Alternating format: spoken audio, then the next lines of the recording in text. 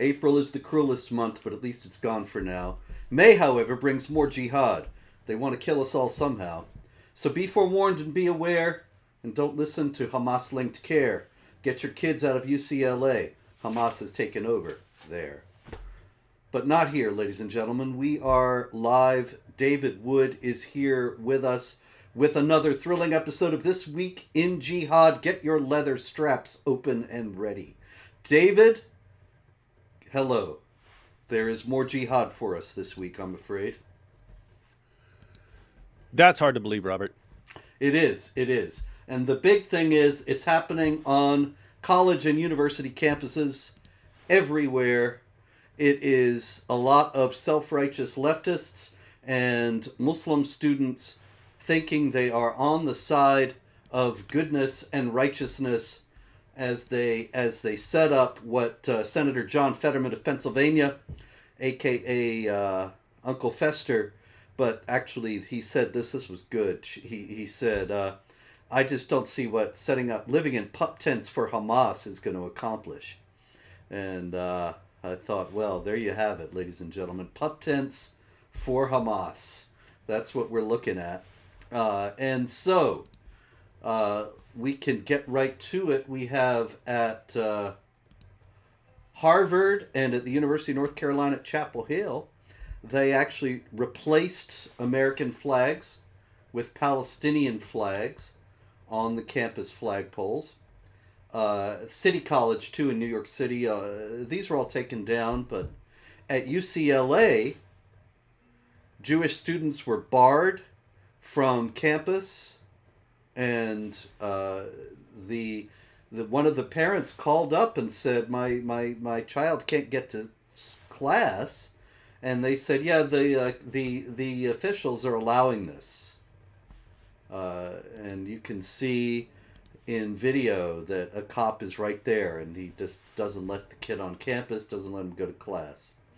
Meanwhile, we have all kinds of outstanding individuals of great character supporting pup tents for Hamas. This is Mumia Abu Jamal. I don't know if you remember him, young fella. Looks familiar. Wait, is that the guy who rammed into people or something? No, this is not the guy who rammed into people anytime recently. He's in prison, and he is a cop killer. He killed some cops in Pennsylvania and Philadelphia years ago. When I was in college, the big cause was Free Mumia, because he had supposedly murdered Philadelphia police officer Daniel Faulkner in a just murder. And so, in any case, he was the big cause celeb. But he never did get freed. He's still in prison. You can see he's in prison in this photo. And he actually called up one of the encampments the one at City University of New York, CUNY, to express his support. And so once again, we have the leftist Islamic Alliance. Here also is Kaimani James, and you probably saw him. He's one of the definitions of mess around, find out. Yes, Kaimani James.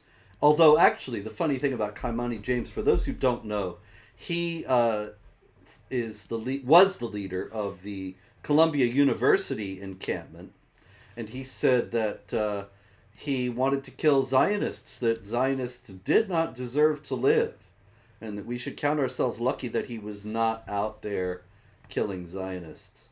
And so he was expelled from the university when his video became viral. But what's interesting about it is that he actually said this in a meeting with university officials in January, and they did nothing at the time. It was only when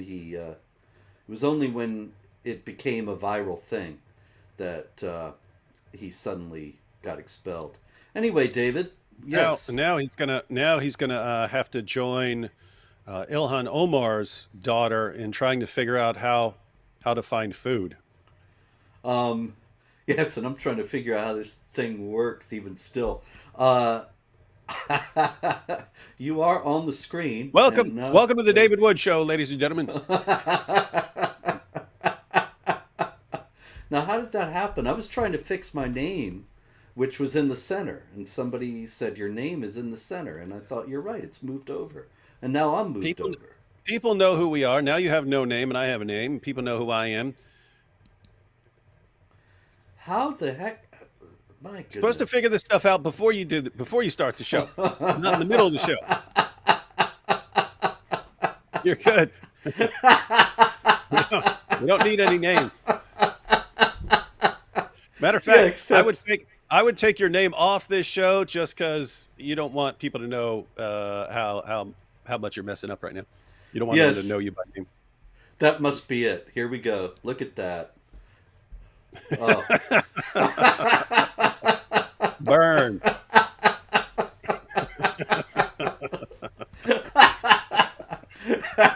All right. How can I move it back? I'm used to being on the left. This is very Uh, I strange. think I think just click on yourself first. Okay, click on me, Uh-huh. and No, then that's me.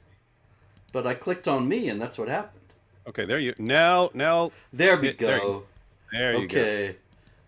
Oh, and look at that! I even got the name There back. we go, ladies and gentlemen. You see, running a tight ship here, ladies and gentlemen, a Okay. tight ship. You guys need any technical help? Just call me. Hmm. All right. We got a lot of jihad, David. So I Really? got to stop here fooling around. Yeah, there's been all kinds of jihad. Story out of Hamas, out of Gaza. Tariq Abu Erar, who is a Bedouin doctor from the village of Ararat on Nakab in the Negev. So he is an Israeli Arab, a Muslim who lives in Israel, and uh, he was telling the story that on October 7th he was driving along as at the scene of the attacks, of course not knowing, and he saw a wounded man on the side of the road. He thought, oh, there's been a car accident. And so he stopped, and he ends up getting shot in the chest and the leg, surrounded by Hamas. They capture him, they tie him to a pole, they ask him who he is, where he's from, where he's going, and then they say, tell me this verse from the Quran and that verse from the Quran. And who are the people of the Prophet Muhammad? Things like that. And when he answers, because he's a Muslim and he knows, then they yell at him for working with the Jews, but they let him go. Now, why did they let him go if he knew Quran? What does that have to do with this political conflict? Yeah, and we've heard that before, right? I think it was the mall attack in Kenya, and the jihadis are actually going around to people because once you find out you're being attacked, everyone sort of spreads around. Okay, just say you're Muslim, say you're Muslim, say you're Muslim when they ask. And so, but they had a little quiz for people. They had a little Mm-hmm. quiz. So hey, recite the Shahada in Arabic, and they'd have some little trivia questions to find out if you're really a Muslim, and if you're really a Muslim, then they wouldn't kill you. But yeah, it is very strange if this is just a political conflict, and that person was on the Israel side of the conflict. Why wouldn't they have the same problem with him? Exactly. It's almost like they view it as religious in nature. Yeah, somehow you would get that idea. You know, it's amazing. This has actually happened quite a bit. As you noted, the Westgate Mall in Nairobi in 2013, uh, they were quizzing people about Islam, and those who couldn't answer questions would get killed, but those who were able to answer the questions would be spared. But this also happened in St. Cloud, Minnesota, David. The Variety Vacation Land, St. Cloud, Minnesota, 2016. Dahir Adan, a Somali migrant, he was stopping people in the mall and asking them if they were Muslim or Christian, and he was stabbing the non-Muslims. This has also happened. I got a big list here at Jihad Watch, jihadwatch.org, ladies and gentlemen. This has happened in Nigeria, Burkina Faso, the Philippines, Mali, where else? Several times in Kenya, Bangladesh, Mozambique, and elsewhere. And every time, all of those, I'm referring to incidents in which the attackers asked the victims if they were Muslim or Christian, or gave them a quiz, and those who could answer the Muslim questions were freed, and those who could not were killed or kidnapped. So that is a very clear indication of the religious nature of the conflict. Also, we had And it's interesting. It's interesting because it's all around the world, right? How do jihadis from all around the world get the exact same idea about this, right? mhm, That hey, we're that's a, about to do this attack, or they all get the same idea. It's just like jihad in general, because and we've talked about this in the past, but when you have a terrorist attack, fortunately people are catching on by now. But for years, whenever there was a terrorist attack, people would say, but look at Westboro Baptist Church, as if Westboro Baptist Church is going around slaughtering people. But it's they were doing some messed up stuff. But notice that was like that stuff was kind of exclusive to that church. You didn't see the same thing popping up all over the world among Christians. You didn't have it. So it's interesting that any Christian group that goes off the deep end somehow, they're kind of on their own. You don't see it happening over and over again. Whereas when it comes to jihad, you had people from around the world. Even if you had a population that's mostly peaceful Muslims working, minding their own business, and so on, there always emerges from in there a call to jihad, a call to terror, and so on. So it's just weird that if Islam actually is a religion of peace and tolerance and doesn't teach these things, how do people from around the world get the exact same misunderstanding of Islam? That was the question. We never got our answer, Robert. We never found out how all these people from around the world came to the exact same misunderstanding of their religion. oddly enough, yes. Somehow we never did get that answer, but that's an excellent point, David. On the other side, that so often, if I had a nickel for all the times that some Islamic apologist or some leftist has said to me, well, what about the Westboro Baptist Church? Or what about the Ku Klux Klan, who were all devout Christians, which of course they weren't, but that's the claim. Now, the Klan and the Westboro Baptist Church, they don't have anything in common. The Klan is all about race and various political issues. And the Westboro Baptist Church was all about homosexuals and things like that. And so they didn't have anything in common. If you were saying that's some kind of real Christianity, then you would expect that there would be a longer, larger tradition that would agree that this was a valid perspective. But instead, you have two completely different and wholly eccentric views of Christianity. One of them hardly Christian at all in any sense. And then on the other side, you have this remarkable unanimity across nations, across cultures, across centuries of Islamic jihadis. And yet, most people in the West still have the idea that the people who are jihadis are misunderstanding Islam. And so we had a tourist go to Israel. And I just don't know, David, if I were an Israeli official right now, I don't know if I'd be saying, yeah, tourists, come on in from Turkey and from other places that are actively hostile to Israel. This Turk in Israel, the Turkish tourist, he stabbed a police officer in Jerusalem. He was identified as Hassan Skalanan, who arrived with a knife and started to stab Border Patrol officers. Now, can you explain what Turkey has to do with this conflict, David? No. Indeed, and that's the question About there. about as much as Columbia University has to do with this conflict. That's indeed so, sir. And so you gotta wonder, though. You know, the UCLA is really out of hand. And you know, David, I'm supposed to go speak at UCLA in a couple weeks, and I don't Yeah, know if it's I saw your tweet about that.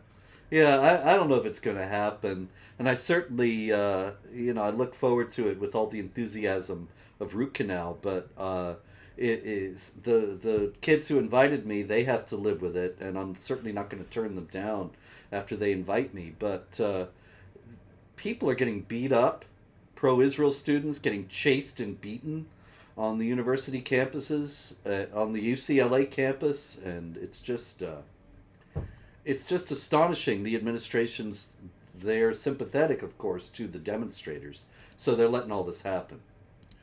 Yeah, and think about all the various ways this is insane. I mean, on the one hand, which we already brought up with the Fetterman quote, um, but I mean, like, what do these guys think they're doing? Like, do they seriously think Israel's going to be like, oh, well, we were going to continue crushing Hamas, but since this is going on intense outside Columbia University, we're going to rethink this. In other words, how many actual Gazans are being helped by any of this? If you want to help the people of Gaza, quit giving them the impression that there's so much global support that they can actually win. That's a very good point. The message you should send is you're totally outmatched. Stop launching terrorist attacks and getting crushed in response. Stop it. That's the message that should be coming. When you cheer them on, you're giving them the impression that they should go on, keep fighting. So, that's stupid. They're not helping the people of Gaza. They're helping get them killed over time. They're helping continue the cycle. So there's that issue. There's the complete hypocrisy, which we've talked about before, that for decades we've been told after every single Islamic terrorist attack, hey, but don't associate that with other Muslims. Other Muslims didn't do that. So don't blame these Muslims over here for what these Muslims over there are doing. And yet here we find out, no, if there's a conflict on the other side of the world, you go target any random Jew or anyone who would associate with a Jew or anyone who sides with a Jew or something like that. Just go after everyone in general, indiscriminately. And so massive dose of hypocrisy right there. And then finally, the cherry on top of the ice cream sundae, they're proving the case. They're proving the case that Israel needs its own place, right? Mm-hmm. Everywhere else in the world, apparently, you could just flip a switch and people decide that they have to go after Jews. Okay, well, if anyone in any country at any time can just flip a switch and go and decide we have to destroy Jews, it kind of seems like Jews need their own place. And so these kids are making an airtight case for why Israel needs to exist. That's an excellent point as well. And it brings us to an interesting question, though. There was an imam in Florida. And once again, this is like we had last week or a couple weeks ago, I don't remember, but recently, a guy who was not named. And a lot of these mosques, they put the sermons up, the Friday sermons up on their page, their Facebook page or whatever, and they don't name who the guy is speaking. And so if he's not prominent, then a lot of the people don't know who they are. So this guy, and here he is one of them, but he was speaking, as you can see, at Masjid Al-Iman in Fort Lauderdale, Florida. And he was speaking about why the Jews behave in this way. He said, we will mention what the Jews believe, because you wonder, how come? Why are they such a breed of human beings? And that was actually, he showed that he was a moderate, David, in saying they were human beings instead of apes and pigs. Mm-hmm. But progress. Yes. Literal. I wonder if they came up to him after and said, brother, you are contravening the Quran. Anyway, he says it is simply because they are indoctrinated that way. That is their creed. And I thought, okay, now we're getting into projection territory. And he says, I will give you proof from two passages from the Talmud which is one of the books that the Zionists refer to. Allah created the foreigner, the non-Jew, listen to this, in human form, so that they would be suitable to serve the Jews. This message goes to those who bow from amongst this Islamic nation, to the Zionists, to the Jews. This is how they look at you. This is how they see you, as an animal that is in the form of a human being, created Wow. just to serve them. Wow.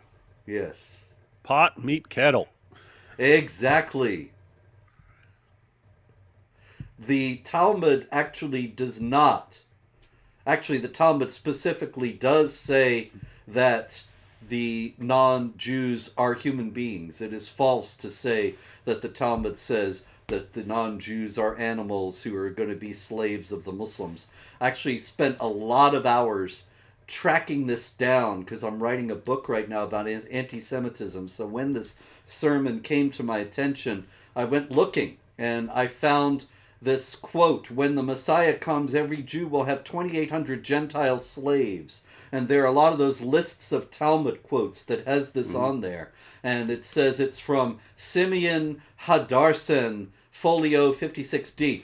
Now, the unfortunate, well, actually the fortunate fact here is that this is not what the Talmud actually says. There is no Simeon Hadarsen folio 56D, and there is no such quote.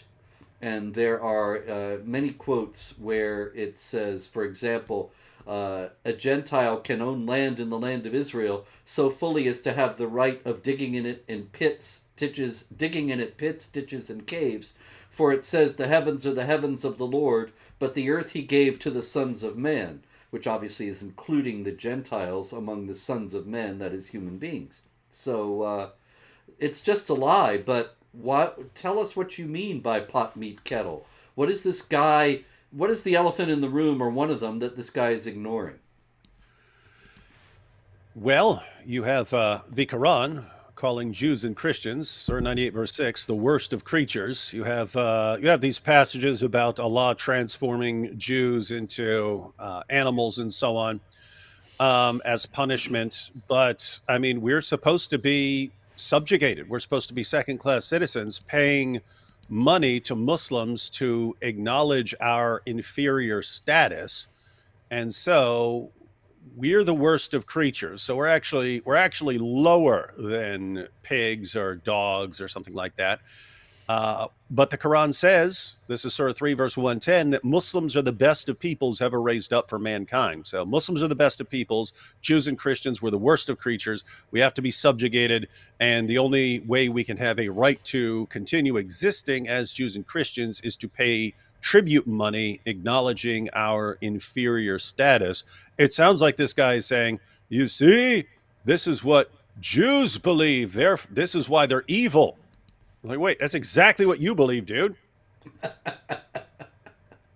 Indeed. And so he goes on, and he said, after he gives us the Talmud, or what he claims to be the Talmud, then he says that, he makes a little joke here. Says, now you wonder why they go. They fly from Brooklyn, from under the tunnels. There is an airline that goes underground. But then he says, I'm joking. And I'll tell you something, David, if he hadn't said I'm joking, I would have thought, oh, he actually believes this. Because, after all, these are the people who have given us stories about the Zionist sharks and Zionist squirrels spying on the Muslims. So, you never know. But anyway, he says they go from under tunnels straight to Palestine to do what? To steal the land. Why? Because for them it is permissible to steal from someone who is not a Jew, which is also false. Throughout history you will find that Jews orchestrated everything against Muslims. But who executed? The Christians. So he's saying the Jews stirred up all the trouble against the Muslims, and the Christians carried out what the Jews bade them to do. And get this, then he goes on to say, who are those with whom Allah is upset or angry with? The Jews. Hey. Yeah. Followed by whom? The misguided ones. And those are who? The Christians. Because they always follow them. Don't go too far. Right here in the country where we live, look at what the Zionist Christians are doing. Look how many bills they have no problem passing against their own people because they follow the Jews, despite the Christians' belief that the Jews are the ones who killed Jesus. So, what do you think? What is he talking about here? The Jews are the ones with whom Allah is angry and the Christians are misguided. He must be an Well, extremist. well, that's what Muslims pray every single day. What is it? 17 times a day they quote Surat Al-Fatiha, and we have the commentaries. We know what it means according to Muhammad and his companions when they're praying to not be like those on whom is Allah's wrath or those who were led astray. They're talking about Jews and Christians, and of course the most insane part in all of that is that when churches have these interfaith events and they try to show how tolerant they are by having Muslims come in and the Muslims lead the Christians in prayer and say, "Hey, here's a prayer that we can all pray. Well, let's teach you how to pray it." And then the Christians pray along with the Muslims and recite this, and they don't even realize they're cursing themselves. Yep, it's incredible. But of course, ignorance is the order of the day, and we live in an age of absurdity. So, what are you going to do? All right, let's go to some other incidents. We had in Iraq, we had a TikTok star, Gufran Sawadi, better known as Fahad. And there she is, Fahad. And she was actually killed. She was sentenced to prison a few years back for violating public decency and morals, because it seems that on her TikTok channel or whatever they have there, she would share videos of herself dancing to pop music in form-fitting clothes.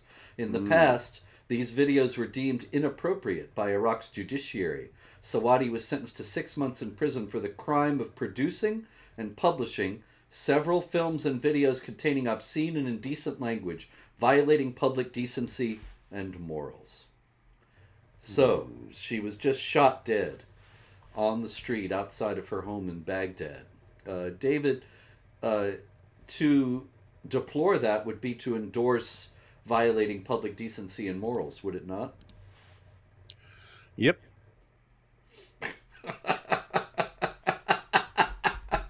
Well, that is the welcome yes. to Iran. That is the idea. That, I mean, that is the response that you would get from an Islamic apologist. That Sure. If you say this is terrible that she was killed, then they say, oh, you want women to be prancing around in form-fitting clothes and enticing men. That is the Daniel Hakikachu response. Yes, precisely.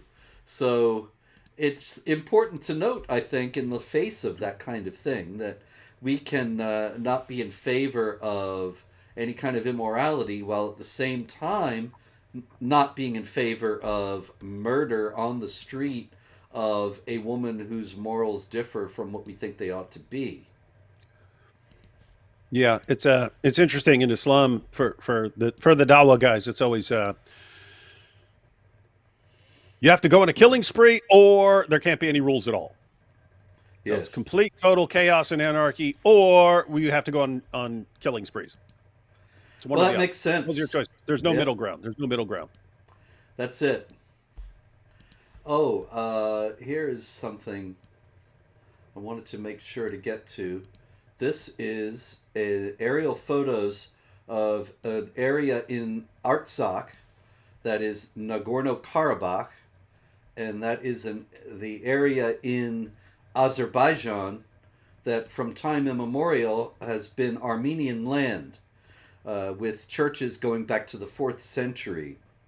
But the Armenians were forcibly evicted last fall, and now we see the result of that. That on the left, we see this area of Nagorno-Karabakh or Artsakh last year, and the identical area now. And you see it's been leveled. There's nothing there now. And this is because, well, why is it, David? What's going on? Looks like they're being wiped out. Indeed. And this is what happens. This, if you want to know what happened in the Islamic world to create the Islamic world, what happened to the Christians of North Africa, the land of Augustine of Hippo and Cyprian of Carthage, and so on. If you want to know what happened to the Christians of Egypt, the Christians all over the Middle East, this is the kind of thing that happened. They would be driven out of an area, and the area would be leveled, and then later it'll be built up again, and there will be no trace that there had previously been a Christian presence. I remember, my own family was exiled from the Ottoman Empire as it was collapsing about 100 years ago, and I read a book some years ago about a woman who had exactly the same experience, and her grandparents were exiled as well, but she actually took her grandmother back to Turkey, I believe in the late 90s, and they went around to the town where she had grown up and asked, where are the Christians' houses? Where are the houses where the Christians used to live? And the Turks who lived there said, no Christians ever lived here. And the whole thing had been completely erased. So we have this happening right now in Nagorno-Karabakh. People don't even realize. And this is what the Gazans and the Palestinians in general would want to do to Israel if they get the chance. Well, it's just good that we have all these college students protesting what's happening to the Christians. Yes, yes.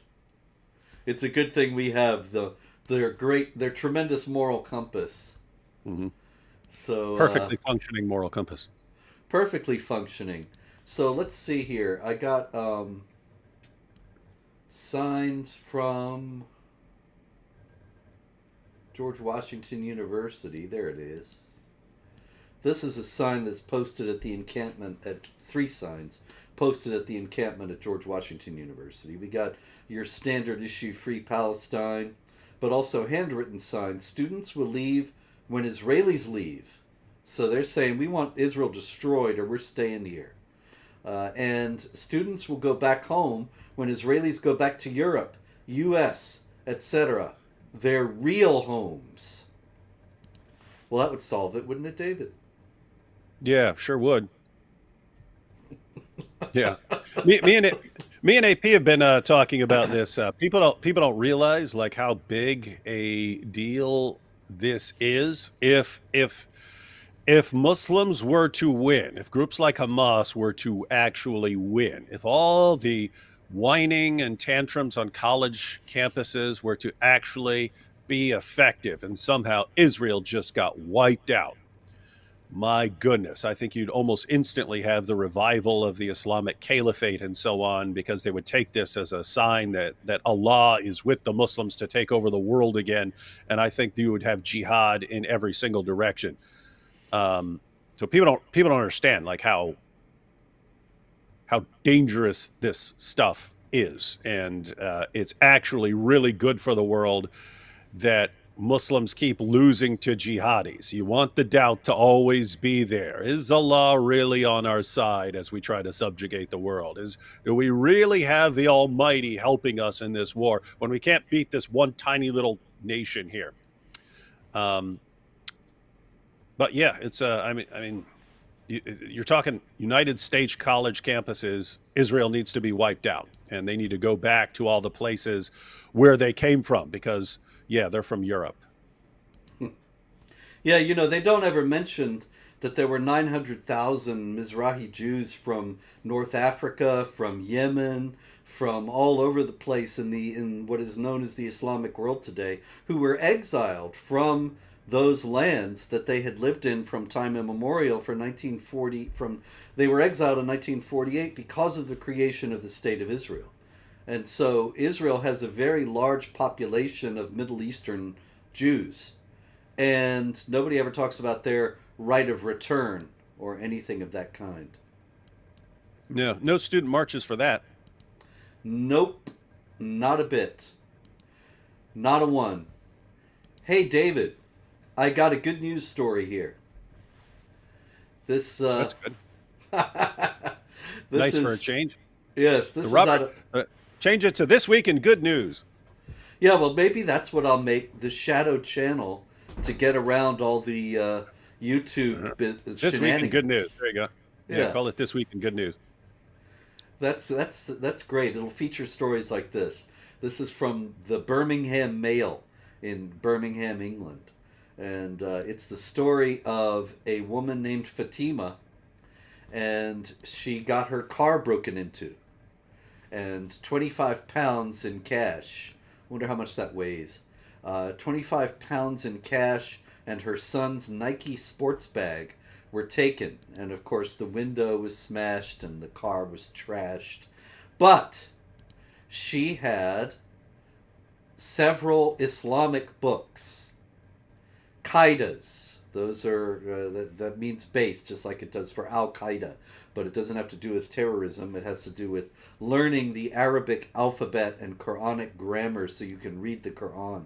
And they respectfully put her Qaidas on the dashboard very neatly as they trashed the rest of the car. And so this was presented as a heartwarming story in the Birmingham Mail, as in, you see, even the thieves respect Islam. And I think the subtext there is that the Birmingham paper is saying you all have to fall in line and respect Islam. See, even the thieves are doing it, and you have to go along. You have to fall into line here. She says they still have respect for the Quran, so there is still goodness in the world. Isn't that heartwarming? That is. That is. My heart just melted. And I want to be more respectful of Islam now because I can be like those thieves. Yep, that's it. Meanwhile, also out of England, we had these upstanding gentlemen, and you can see that they are all Muslims in the picture. Zafar Iqbal, Nasar Iqbal, Mohammed Chothia, Bilal Patel, as if Ali, and anyway, the rest of them. But these guys got 346 years in prison for their operations of a Muslim rape gang.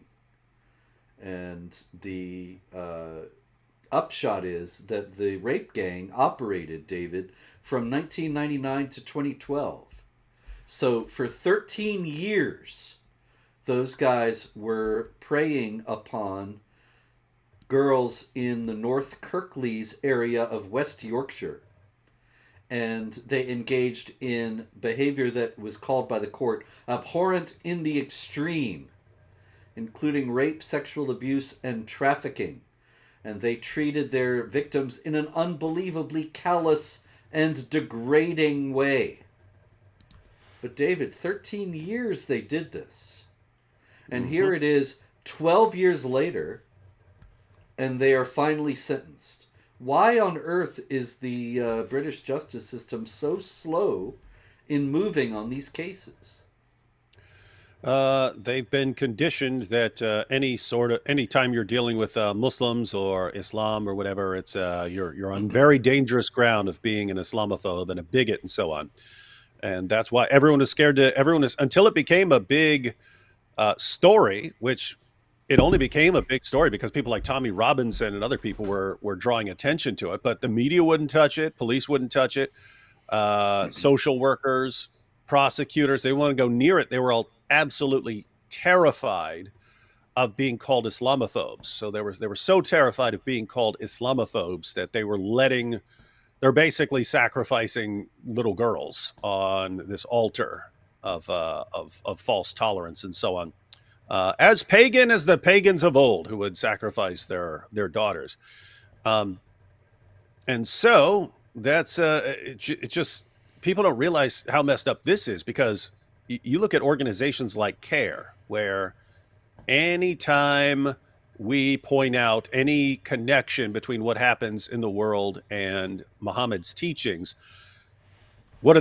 Islamophobes, look at the Islamophobes. Islamophobia is everywhere. And so what are they doing? They're trying to condition people to look the other way whenever Islam is doing something. And they're they're looking for the exact same result that we see in European countries, where no one is willing to address these issues because they're all terrified of being called a name. Hmm. It's pathetic. It's And pathetic. that's It's just what pathetic, people. happened. You know, you mentioned Tommy Robinson, and it's important to note that groups like Hope Not Hate and Tell Mama, leftist groups, they began to demonize Tommy Robinson and stigmatize him and call him an Islamophobe and a racist and all that stuff, all the usual nonsense, because he was talking about the Muslim rape gangs. And it was back a few years ago. I remember going onto the Hope Not Hate website and finding all these articles where they were calling Tommy Robinson a racist because he was talking about Muslim rape gangs. And then when it became unmistakable, they scrubbed all those articles. But nonetheless, they are largely responsible for the British authorities' singular failure in this regard. And meanwhile, they're trying to Yeah, do. and Yeah.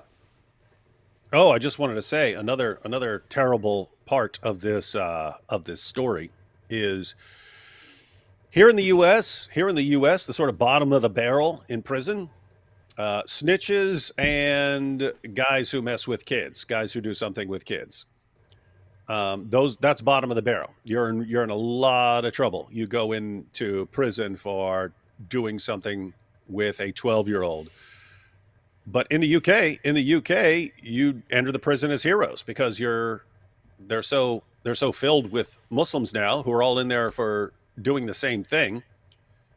And it's a good thing in Islam. It's a good thing that you are degrading these little 11 and 12-year-old girls like that. And so you actually go into prison in the UK, you have the full protection of the Muslim community, which functions as a big gang in prison, and totally different environment.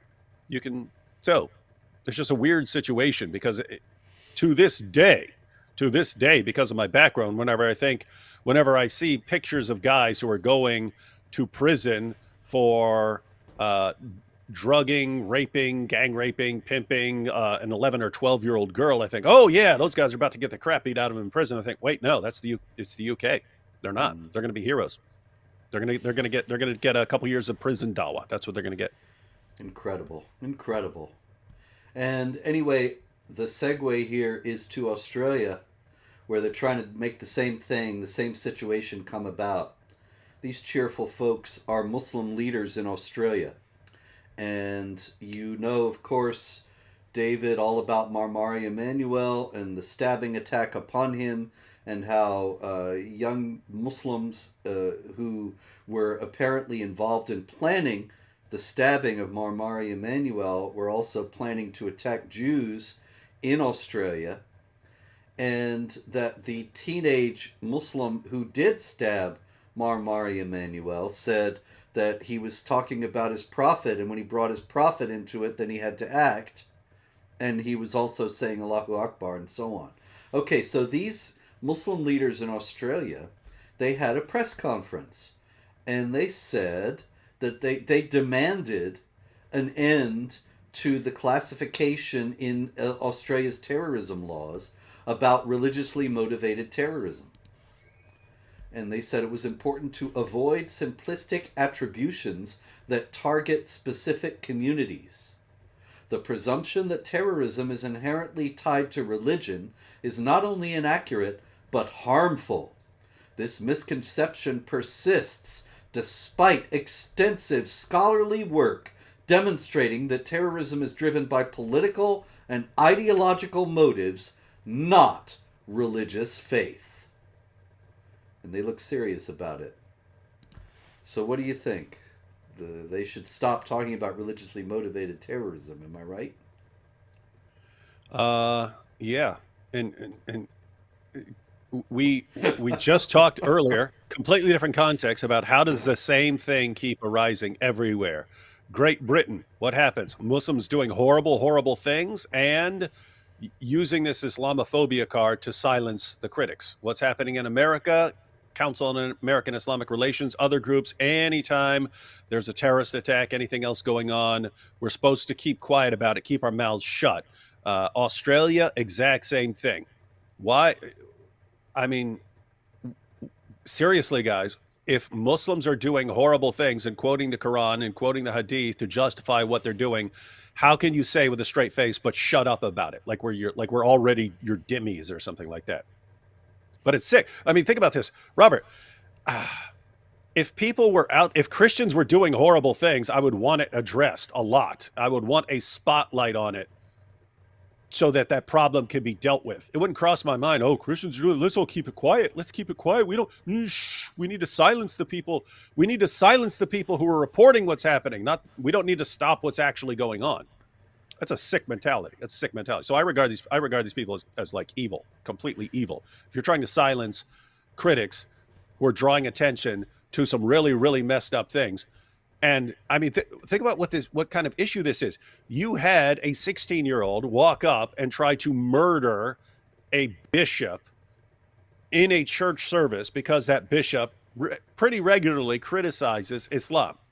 And then when they go and look on his devices, they find out that there's a bunch of teens and they're trying to get guns so they can go slaughter Jews in the name of Allah. And they're saying they're seeking martyrdom.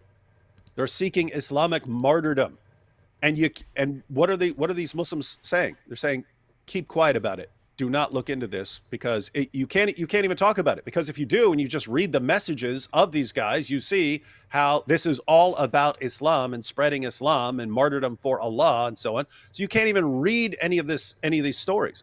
So what do these guys say? They're saying just shut up about it. If you have an epidemic of teenagers wanting to slaughter unbelievers to become martyrs, because that's what the Dawah guys are training them to do, shut up about it. Shut up about the grooming gangs. Shut up about the terrorism. Shut up about what's happening with all these kids.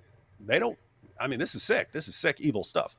Yeah, because the upshot is, the subtext is, they're really in favor of jihad attacks. They really want more jihad violence. And so they don't want the Australian non-Muslims to realize what's being said, what's being done, or why it's being done. Or if they do realize, like you say, they want them to shut up about it. They want them to be very afraid to identify the real causes. Okay, I got another strange story here, David. This is Dubai. And as you can see, it was flooded. There were some very severe floods in Dubai. This is actually a pretty mild picture of the floods. There were pictures of guys walking around, going down the street in canoes, and I saw one, apparently a rich man. I should have gotten that one. Did you see the video of the guy, some rich sheikh in Dubai, and he's standing on a table? And the video starts, you don't know why he's standing on a table in the middle of the flood water. But there's a servant standing there knee deep in the water, and then you notice there's another table behind him, and the servant goes and gets the table behind him and puts him in front of him, and the guy takes a step to the table in front, and then he stands there and waits again, and he takes the table that's behind now and puts it in front again, and so he's walking down the street having this servant move the table so he keeps his feet dry. But anyway, Must be nice. In Dubai, why did it flood?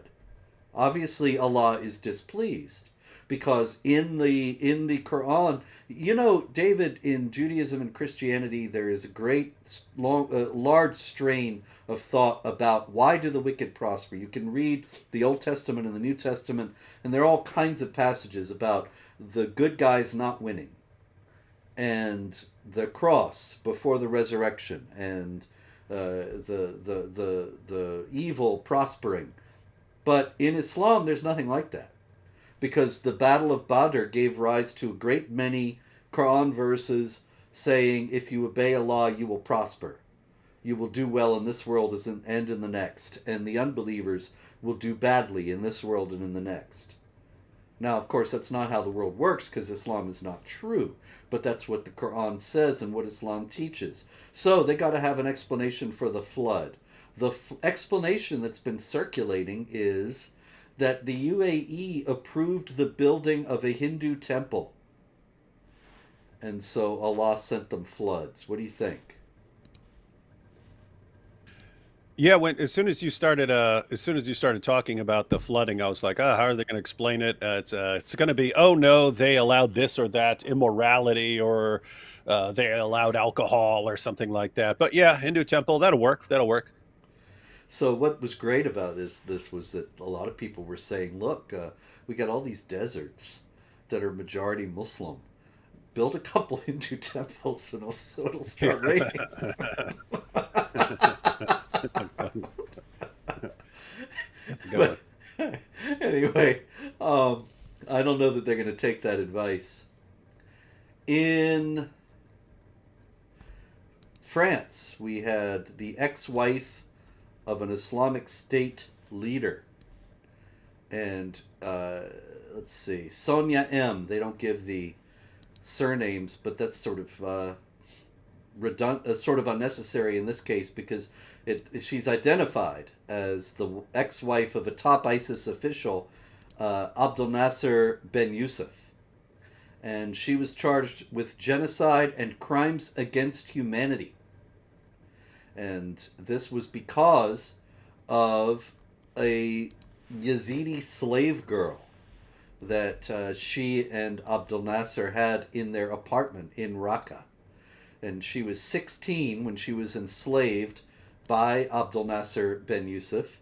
And the girl now accuses Sonia of rape and saying she knew that her husband was raping her, and that she was completely enslaved, not allowed to eat, drink, or even shower without informing Sonia M, getting permission, and so on.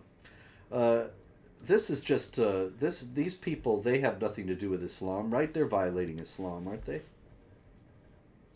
Yeah, you wouldn't see anything like that from Muhammad or in the Quran.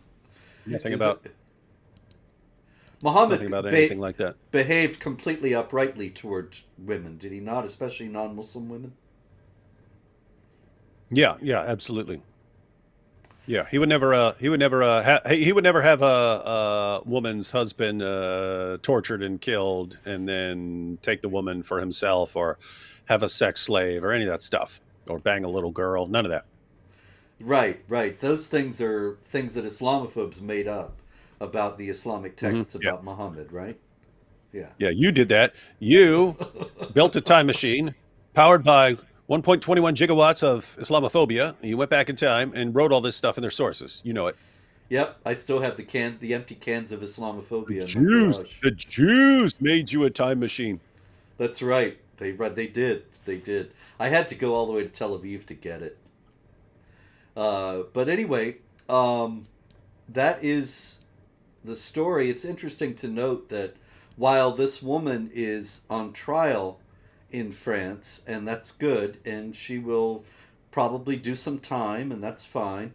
The thing is that you can just be 100% certain that the French court did not mention, or didn't even come close to mentioning, why they thought this was a good idea. Why she and her husband thought they could do this. Why they thought they were justified in this behavior. And so it's just going to keep on going. You know, as long as there are Muslims, there will be jihad, and as long as there's jihad, then there will be slaves, and this kind of phenomenon will happen, and yet nobody in the West wants to face it.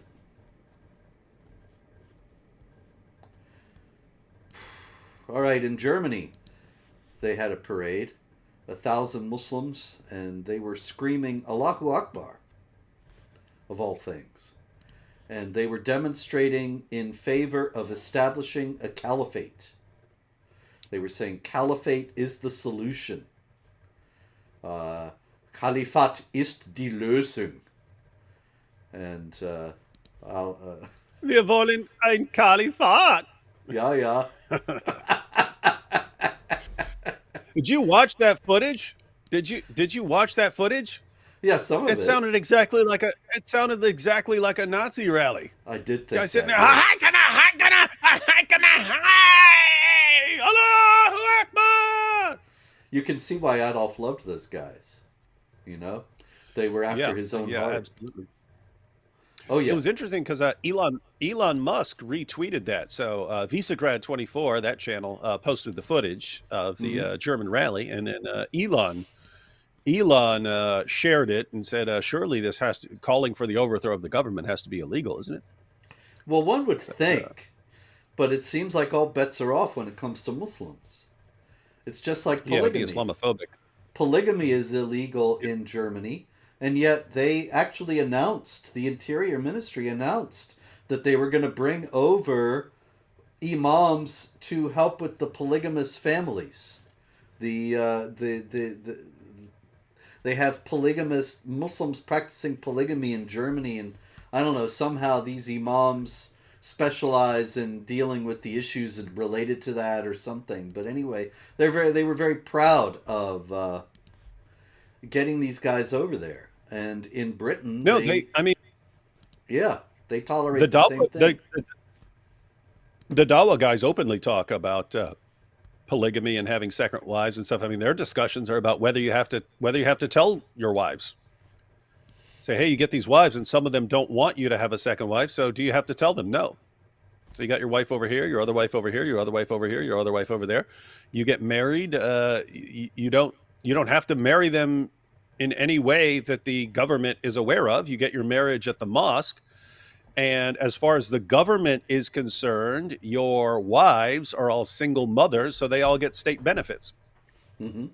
And I So, remember I remember seeing this. I remember seeing this years ago, like probably 15 years ago, about how in the Muslim world it's pretty difficult. It's pretty difficult for a regular Muslim to have 3 or 4 wives because you have to be able to pay for all their residences and so on. So it's something that only wealthy people can do. But there's actually, it was part of the push. It was part of the push. It was part of the incentive. Guys, if you just get to Europe, if you can just get to Europe, any of you regular, ordinary Muslims who could never afford second, third, fourth wife, if you just get to Europe, the governments will pay for your second, third, fourth wife. The governments will pay them because you're not doing it in front of the government. The government thinks they're single mothers. And so, guys, just get to Europe and you can have all the extra wives you want, thanks to Europe. you know what's incredible though is that these guys think they can do this, and their wives aren't going to notice. I mean, Muhammad had a schedule, right? According to Mm-hmm. the Hadith and Sirah literature, he would go from one wife to the other night after night, or sometimes he would visit them all Mm-hmm. in the same night, and this was some incredible demonstration of his super manhood. But the fact is, if he's got a schedule, they know where he is. That's why Haifa, Aisha and Hafsa got mad at him Mm-hmm. in Surah 66 because he was out of turn going to see Maria the Copt when it wasn't her turn. And so how do these Dawa guys think they're going to get away with making their wives not letting their wives know that they have other wives when Muhammad himself wasn't even able to get away with that?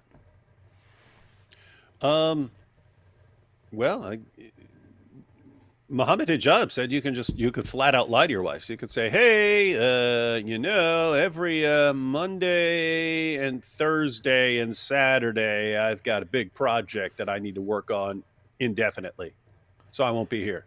And where did he get the idea that he could lie to his wife? Uh, Muhammad, There you go Muhammad again. in the Hadith about things that you're allowed to lie about. That's it. Yeah, that's something that Western authorities would do well to ponder because Muhammad says you can lie to your wife and you lied during wartime. And yet, all the international media and the United Nations and the United States government, they're all taking the Hamas figures of casualties in Gaza at face value, even though Hamas just revised them down by about 12,000. Uh, Nonetheless, they know who would be more honest with us than Hamas. Hmm. Meanwhile, speaking of the Biden administration, David, they're spending $3,500,000,000 to supercharge mass migration from the Middle East, according to Senator Eric Schmidt of Missouri. What could possibly go wrong? Nothing. That's right. It's a religion of I'm sure. peace. I'm sure we'll get the best and brightest, Yes, and indeed. our society will be significantly improved, as is every place where Islam goes. Indeed. You can just look at the history of the Islamic world. And so we have a lot to look forward to, and we can be grateful for that. And on that burst of good feeling, we will conclude this week. But unfortunately, there's likely to be some misunderstanding of Islam between now and next week. And so I'm still not scheduled to go to UCLA for a couple weeks. So we should be able to get next week in. Until then, pray, hope, and don't worry.